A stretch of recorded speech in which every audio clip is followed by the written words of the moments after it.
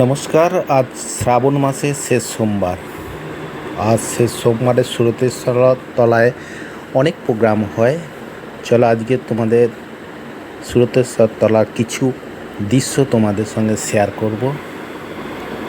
আমি আমার মেয়ে দুজন মিলে আজ সুরতেশ্বর তলায় বেড়াতে এলাম এবং দেখলাম যা যা কিছু দেখলাম তা তোমাদের দেখাই। এখানে নানা জায়গা থেকে, যেমন নানা পাড়া থেকে, ভিকির বাঁধ, লালবাগ, নানা জায়গা থেকে মূর্তি নিয়ে তারা শিবের মাথায় জল ঢালতে সুরতেশ্বর তলায় আসে। জল ঢেলে তারপর মূর্তি নিয়ে আবার ফিরে যায়।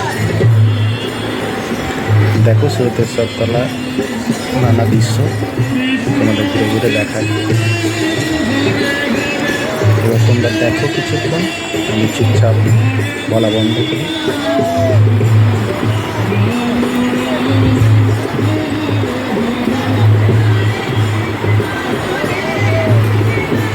এগুলো সুরতেশ্বর তলায় বাইরে সব মূর্তিগুলোকে রাখা আছে, তাদের জল ঢালা হয়ে গেছে।